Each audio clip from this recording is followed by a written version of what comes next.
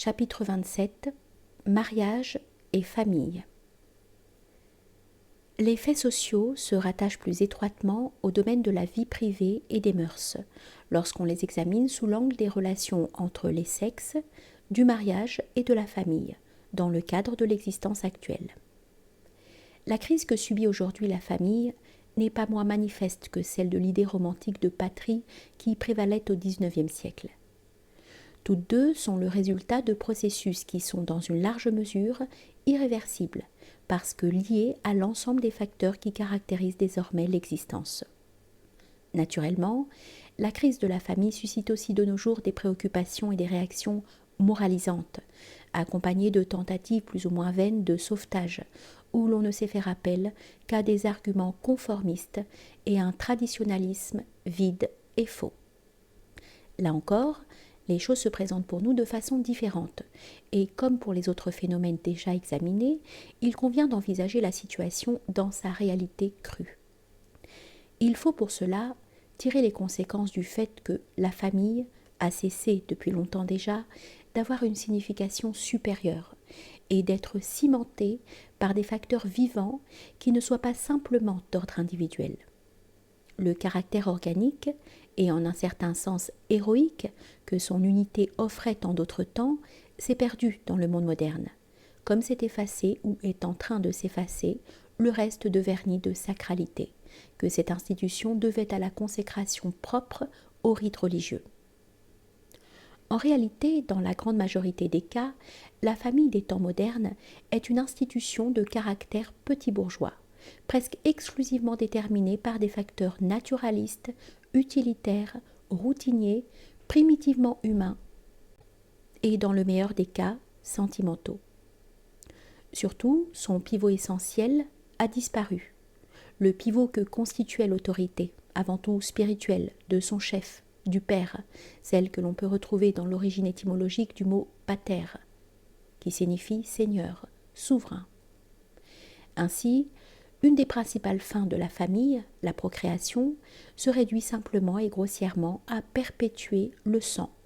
Perpétuation hybride d'ailleurs, puisque dans le cadre de l'individualisme moderne, les unions conjugales ne sont plus soumises aux limitations du lignage, de la caste ou de la race, et puisque de toute façon, à la perpétuation du sang ne correspondrait plus la continuité la plus essentielle, c'est-à-dire la transmission de génération en génération d'une influence spirituelle, d'une tradition, d'un héritage idéal. Mais d'autre part, comment pourrait-il en être autrement ? Et comment la famille pourrait-elle continuer d'avoir un centre solide qui la maintint, si son chef naturel, le père, lui est aujourd'hui presque étranger, même physiquement, pris comme il l'est dans l'engrenage outrancièrement pratique de la vie matérielle, dans cette société dont nous avons montré l'absurdité foncière. Quelle autorité peut bien revêtir le père si en particulier dans les classes supérieures, il se réduit aujourd'hui à peu de choses près à être une machine à faire de l'argent ou un professionnel affairé. Ceci s'applique souvent en outre aux deux parents, du fait de l'émancipation de la femme, de son entrée dans le monde des professionnels et des travailleurs, tandis que l'autre type de femme moderne, la dame, qui s'adonne à une vie frivole et mondaine, est encore moins capable d'améliorer le climat intérieur de la famille et d'exercer une influence positive sur ses enfants. Les choses étant ainsi dans la majorité des cas, comment voir dans la famille moderne autre chose qu'un assemblage extrinsèque nécessairement exposé à des processus érosifs et dissolutifs ? Et comment ne pas compter parmi les mensonges hypocrites de notre société le caractère prétendument sacré de la famille ? L'interdépendance qui existe entre l'absence d'un principe d'autorité préexistant et le phénomène de détachement individualiste, interdépendance que nous avons déjà soulignée dans le domaine politique, s'est manifestée également sur le plan familial. Au prestige déchu du père répond le détachement des enfants, un hiatus de plus en plus net et brutal entre anciennes et nouvelles générations. À la dissolution des liens organiques dans l'espace, caste, corps, etc., correspond de nos jours celle des liens organiques dans le temps, c'est-à-dire la rupture de la continuité spirituelle entre les générations, entre père et fils. Le détachement, l'aliénation réciproque, est un fait indéniable qui prend des proportions croissantes et se trouve favorisé en outre dans le monde actuel par un rythme de vie toujours plus rapide et plus désordonné. Il est d'ailleurs significatif que ce phénomène se manifeste avec une acuité particulière dans les classes supérieures et dans ce qui reste de l'ancienne noblesse, où l'on aurait pu croire au contraire que les liens du sang et de la tradition seraient plus durables. Dire que les pères sont pour les fils modernes un mal inévitable n'est pas seulement une boutade. La nouvelle génération voudrait que les parents s'occupent de leurs affaires et ne se mêlent pas de la vie de leurs enfants, parce qu'ils ne les comprennent pas, même quand il n'y a absolument rien à comprendre. Et les garçons ne sont plus les seuls à émettre de pareilles prétentions. Les filles aussi se rangent à leur côté. Naturellement, tout ceci contribue à aggraver le déracinement général. Le fait que, dans une civilisation matérialiste et sans âme, la famille soit dépourvue de toute signification supérieure, doit donc être rangé parmi les causes de phénomènes extrêmes, du genre de ceux que constituent la jeunesse brûlée et la croissante criminalité juvénile. De toute façon, étant donné cette situation, et quelle qu'en soit la cause principale, qu'elle soit surtout imputable aux parents ou aux enfants, même la procréation revêt un caractère absurde et ne peut raisonnablement continuer à être considérée comme une des principales raisons d'être de la famille. Ainsi, comme nous le disions, c'est dans un régime de médiocrité et d'accommodement, à la force d'inertie, aux conventions, à la commodité pratique et à la faiblesse de caractère, que dans la plupart des cas, la famille doit aujourd'hui de subsister. Il ne faut pas croire que des mesures extérieures puissent y changer quelque chose. Nous le répétons, l'unité familiale ne pouvait rester solide qu'aussi longtemps qu'une façon de sentir suprapersonnelle avait assez de force pour faire passer au second plan l'effet simplement individuel. On pouvait même alors ne pas être heureux dans le mariage. Les besoins de l'âme pouvaient ne pas être satisfaits. L'unité n'en demeurait pas moins. Dans le climat individualiste de la société actuelle, on ne peut au contraire invoquer aucune raison supérieure pour maintenir l'unité de la famille, quand l'homme et la femme ne s'entendent plus et que le sentiment et le sexe les poussent vers un nouveau choix. La multiplication des échecs conjugaux dans la société contemporaine est donc naturelle, ainsi que les divorces et les séparations qui les accompagnent. Il est absurde de croire à l'efficacité de mesures qui puissent freiner le développement de ce phénomène, la base de l'ensemble étant désormais une modification d'ordre existentiel. Il serait presque superflu, après ce bilan, de préciser ce que peut être aujourd'hui l'attitude de l'homme différencié. En principe, dans ce domaine, celui-ci ne peut accorder la moindre valeur au mariage, à la famille, à la procréation. Tout ceci ne peut que lui être étranger.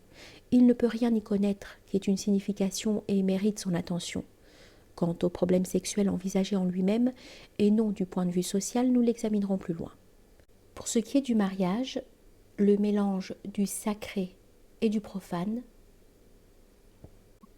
et le conformisme bourgeois y sont évidents, même dans le cas du mariage catholique indissoluble. En réalité, cette indissolubilité qui, dans le monde catholique, devrait protéger la famille, n'est plus qu'une façade. Les unions théoriquement indissolubles sont en fait profondément tarées et instables. Et dans le monde en question, la petite morale ne se préoccupe aucunement de rendre le mariage effectivement indissoluble, mais seulement d'en sauvegarder l'apparence.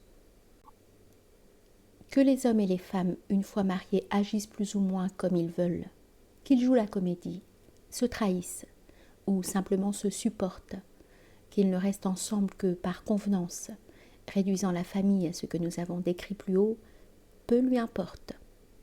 La morale est sauve et l'on croit que la famille demeure la cellule fondamentale de la société du moment que l'on condamne le divorce et que l'on accepte cette sanction ou autorisation sociale, impertinente en tant que telle, pour la vie commune à base sexuelle qui correspond au mariage. D'autre part, même lorsqu'il ne s'agit pas du mariage indissoluble du rite catholique, lorsqu'il s'agit de sociétés où le divorce est admis, l'hypocrisie demeure parce qu'il faut encore sacrifier à l'autel du conformisme social alors même qu'hommes et femmes se séparent et se remarient pour les raisons les plus frivoles et les plus ridicules, comme c'est le cas aux États-Unis, au point que le mariage finit par n'être guère plus que le vernis puritain d'une sorte de système de haute prostitution ou d'amour libre légalisé. Afin d'éviter tout équivoque, quelques considérations théoriques et rétrospectives supplémentaires à propos du mariage religieux catholique nous paraissent nécessaires. Il est clair en effet que ce ne sont pas des arguments de libres penseurs que nous entendons opposer à ce mariage. Nous venons de faire allusion à un mélange de sacré et de profane. Il faut se rappeler que le mariage n'est devenu rite et sacrement comportant l'indissolubilité que tardivement dans l'histoire de l'Église, pas avant le XIIe siècle, et que la cérémonie religieuse n'est devenue obligatoire pour toute union, dont on ne veut pas qu'elle soit considérée comme un simple concubinage, qu'à une date encore plus récente, après le Concile de Trente en 1563. Ceci, à nos yeux, ne porte pas atteinte à la conception même du mariage indissoluble. Il devient simplement nécessaire d'en préciser nettement la place, le sens et les conditions. Il faut souligner qu'ici, comme pour d'autres sacrements, l'Église catholique nous place devant un singulier paradoxe. Partie de l'intention de sacraliser le profane, elle aboutit pratiquement à profaner le sacré. Saint Paul fait entrevoir le sens vrai, traditionnel du mariage rite, quand pour le désigner il emploie le terme de mystère. Ce mystère est grand, dit-il textuellement, et non de sacrement. On peut bien sûr admettre une idée supérieure du mariage en tant qu'union sacrée et indissoluble, non en théorie mais dans la réalité. Cependant, cette sorte d'union n'est concevable que dans des cas exceptionnels, lorsqu'il y a à la base ce dévouement absolu, presque héroïque d'une personne à l'autre, dans la vie et au-delà, qui fut connu de plus d'une civilisation traditionnelle, où il y eut même des exemples d'épouses qui trouvèrent naturel de ne pas survivre à leur mari. Nous avons dit que le sacré a été profané parce que cette conception d'une union sacramentelle, indissoluble, transcrite dans le ciel, dépassant le plan naturaliste sentimental et même purement social au fond, on a voulu l'appliquer, voire l'imposer à n'importe quel couple d'époux s'unissant à l'Église, plutôt qu'à la mairie par simple conformisme à l'égard d'un certain milieu social. Et l'on a prétendu que, sur ce plan extérieur et prosaïque, sur ce plan de l'humain trop humain nietzschéen, devait et pouvait être valable tout ce qui est propre au mariage vraiment sacré, au mariage mystère. De là, dans une société comme la nôtre, le régime de fiction dont nous avons fait état et les très graves problèmes personnels et sociaux qui se posent quand le divorce n'est pas admis. Et il faut noter d'autre part que dans le catholicisme même, en raison d'une baisse de niveau évidente, le caractère théoriquement absolu du mariage rite a été restreint dans une mesure non négligeable. Il suffit de rappeler que l'Église, qui n'admet pas que l'on divorce et se remarie, accepte pourtant que veufs et veuves se remarient, ce qui équivaut à une infidélité, et ne se conçoit à la rigueur que si l'on part des prémices ouvertement matérialistes, c'est-à-dire seulement si l'on pense que la mort, à qui l'on était indissolublement lié par la puissance surnaturelle du rite, a absolument cessé d'exister. Cette incohérence est un des traits qui montrent que la loi religieuse catholique, loin d'avoir vraiment vu des fins spirituelles et transcendantes, a fait des sacrements de simples adjuvants sociaux, des éléments de la vie profane, les réduisant ainsi à une pure formalité ou bien les dégradant. Ce n'est pas tout. On peut constater dans la doctrine catholique, outre l'absurdité qu'il y a à démocratiser, à imposer à tous le mariage rite, une autre incongruité dans le fait de prétendre que le rite rend les unions naturelles non seulement indissolubles, mais encore sacrées, les deux incongruités étant d'ailleurs liées l'une à l'autre. En raison de prémices dogmatiques précises, le sacré ne peut que se réduire ici à une simple façon de parler. On sait que le catholicisme et le christianisme se caractérisent par une opposition entre chair et esprit, par une sorte de haine théologique du sexe, qui vient de ce que l'on a étendu illégitimement à la vie ordinaire à un principe valable tout au plus pour un certain genre de vie ascétique. Le sexe étant considéré en tant que tel comme une souillure, le mariage est conçu comme un moindre mal, comme une concession faite à la faiblesse humaine en faveur de qui ne sait choisir comme norme de vie la chasteté, le renoncement au sexe. Ne pouvant porter l'anathème sur toute la sexualité, le catholicisme essaie de la réduire dans le mariage au fait biologique banal, ne l'admettant entre époux qu'aux seules fins de procréation. Le catholicisme n'accordant à la différence de nombreuses formes de traditions anciennes aucune valence supérieure, fût-elle seulement potentielle, à l'expérience sexuelle en soi, toute base fait défaut pour transformer celle-ci en vue de donner plus d'intensité à la vie, en vue de compléter et d'élever la tension intérieure de deux êtres de sexe différents, alors que c'est justement ainsi que l'on devrait éventuellement concevoir une sacralisation concrète des unions et l'action d'une influence supérieure liée au rite. Les prémices chrétiennes dont nous avons parlé rendent tout ceci impossible, et l'idéal catholique n'est plus un idéal d'union sacrée, mais d'union chaste. Aucune sacralité concrète ne s'insère dans le fait existentiel. D'autre part, le mariage rite ayant été démocratisé, il ne pourrait en être autrement même si les prémices étaient différentes, ou alors il faudrait attribuer au rite le pouvoir presque magique d'élever automatiquement les expériences sexuelles de n'importe quel petit couple au niveau d'une tension supérieure, d'une ivresse transfigurante, qui seule pourrait porter au-delà du plan de la nature, et deviendrait alors l'élément premier du fait sexuel, tandis que la procréation, la génération, apparaîtrait comme absolument secondaire et comme relevant en soi du plan de la nature.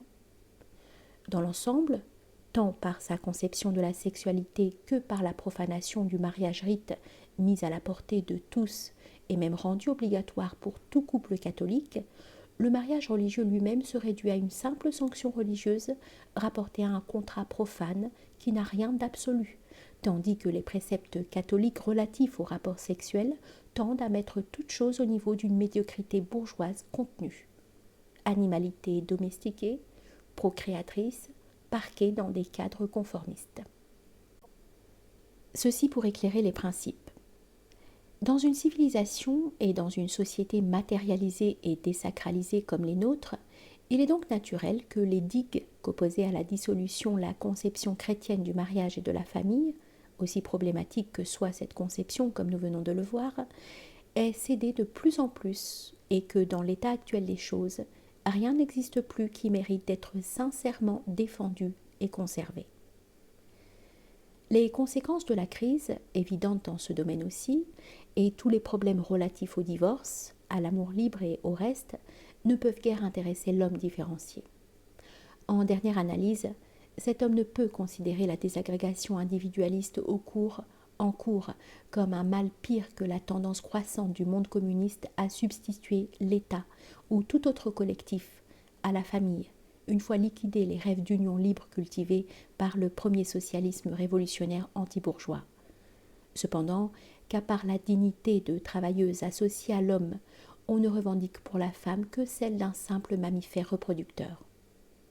En effet, dans la Russie actuelle, des décorations sont prévues pour les femmes fécondes, voire celles d'héroïnes de l'Union soviétique pour les camarades, même non mariées, qui ont mis au monde au moins 10 enfants, dont elles peuvent d'ailleurs se débarrasser en les confiant à l'État, qui lui s'occupera de les éduquer de façon plus directe et rationnelle pour en faire des soviétiques. On sait que cette éducation à l'égard du sexe féminin aussi s'inspire essentiellement de l'article 12 de la Constitution soviétique, que nous citons. Le travail, autrefois considéré comme une fatigue inutile et déshonorante, devient une dignité, une gloire, une question de courage, d'héroïsme. Fin de citation.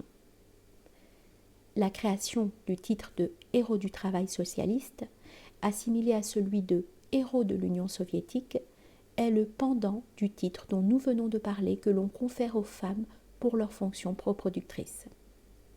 Ce sont là les bienheureux horizons que l'on offre à la place du décadentisme et de la corruption de la société bourgeoise capitaliste, où la famille se désagrège dans l'anarchie et dans l'indifférence des nouvelles générations, tout lien organique et tout principe d'autorité ayant disparu.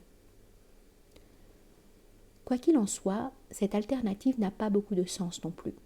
Ce qui reste évident, c'est que dans cette époque de dissolution, il peut être difficilement question de mariage et de famille d'un type quelconque pour l'homme qui nous intéresse. Il ne s'agit pas d'un anticonformisme ostentatoire. Il s'agit de tirer la conclusion d'une vision conforme à la réalité quand l'exigence de la liberté intérieure tient bon.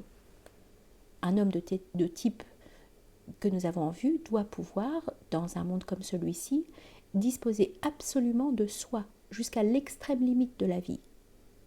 Les liens du genre de ceux dont nous venons de parler lui conviennent aussi mal qu'à une autre époque, à l'ascète ou au soldat d'aventure. Non qu'il ne serait prêt à assumer des charges encore plus lourdes, mais la chose serait en soi complètement dénuée de sens. On connaît cette phrase de Nietzsche, qui se référait à l'idée que l'homme d'aujourd'hui n'est qu'une forme de transition dont la seule tâche consiste à préparer la naissance du surhomme en étant prêt à se sacrifier pour cela et à se retirer lorsqu'il apparaîtra. Nous avons déjà fait justice de ce rêve de surhomme et de ce finalisme qui renvoie à une hypothétique humanité future la possession du sens absolu de l'existence. Mais de cette citation et de son jeu de mots, on peut retenir comme valable l'idée que le mariage ne devrait pas servir à se reproduire horizontalement, en avant, en se contentant d'engendrer, mais verticalement, vers le haut, en élevant sa lignée. Ce serait en effet la seule justification supérieure du mariage et de la famille, justification qui n'existe pas aujourd'hui, en raison de la situation existentielle objective dont nous avons parlé, en raison des processus dissolutifs qui ont brisé les liens profonds susceptibles d'unir spirituellement une génération à l'autre. Un catholique, Peggy, avait déjà parlé du fait d'être père comme de la grande aventure de l'homme moderne, à cause de l'incertitude totale où nous sommes de ce que sera notre progéniture, et parce qu'il est peu probable de nos jours que le fils reçoive du père autre chose que la seule vie. Comme nous l'avons fait remarquer plus haut, la question n'est pas d'avoir ou de ne pas avoir cette qualité de père, pas seulement physique, qui existait dans la famille d'autrefois et fondait l'autorité de celui-ci.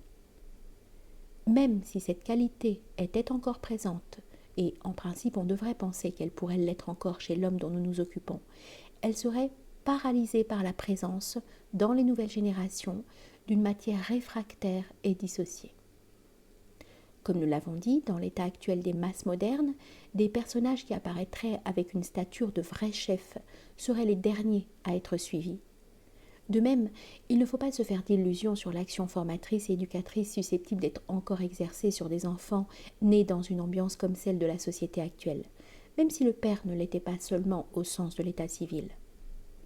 On pourrait objecter à cette prise de position, non certes qu'elle comporterait le danger d'un dépeuplement de la terre, car la reproduction pandémique et catastrophique de l'humanité ordinaire suffirait plus que largement à l'éviter, mais que ce seraient précisément les hommes différenciés qui renonceraient au départ à s'assurer une descendance susceptible de recueillir l'héritage de leurs idées et de leurs comportements, tandis que les masses et les classes les plus insignifiantes, au contraire, auraient cette descendance, et chaque jour plus nombreuse. On peut surmonter cette objection en faisant une distinction entre la génération physique et la génération spirituelle. Étant donné que dans un régime de dissolution, dans un monde où n'existe plus ni caste, ni tradition, ni race au sens propre, l'une et l'autre descendance ont cessé d'être parallèles, et que la continuité héréditaire du sang ne représente plus une condition favorable à une continuité spirituelle.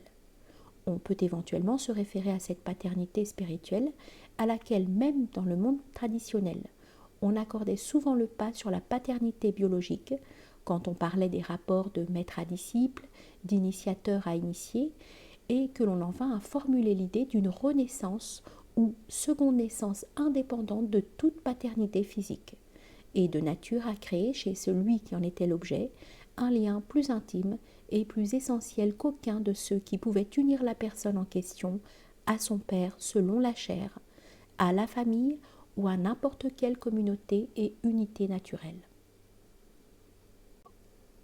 Telle est donc la possibilité particulière que l'on peut envisager comme solution de remplacement. Elle se réfère à un ordre d'idées analogue à celui qui a été exposé à propos du principe de la nation, lorsque nous disions qu'à des unités naturelles désormais en pleine crise, ne peut se substituer qu'une unité formée par une idée. À l'aventure que représente la procréation physique d'êtres qui peuvent être des individus détachés, modernes, tout juste bons à accroître le monde insensé de la quantité, on peut donc opposer l'action d'éveil que ceux qui n'appartiennent pas au monde actuel peuvent éventuellement exercer sur des éléments possédant les qualifications requises, afin qu'à la disparition physique des premiers, il ne reste pas un vide que rien ne comble. Par ailleurs, les quelques hommes différenciés qui existent aujourd'hui n'ont que bien rarement la même forme intérieure et la même orientation, nés d'une commune appartenance héréditaire à un même sang ou à une même souche. Il n'y a donc pas de raison de supposer qu'ils doivent en aller autrement de la génération prochaine. Pour importante que soit la tâche de s'assurer une succession spirituelle, sa réalisation dépend des circonstances. Elle sera accomplie si et où il sera possible de l'accomplir, sans qu'il y ait besoin de se livrer à une recherche inquiète et moins encore à aucune sorte de prosélytisme. Surtout dans ce domaine, ce qui est authentique et valable s'accomplit sous le signe d'une sagesse supérieure et insaisissable, avec les apparences extérieures d'un hasard plutôt que d'une initiative directe et voulue de l'un ou de l'autre individu.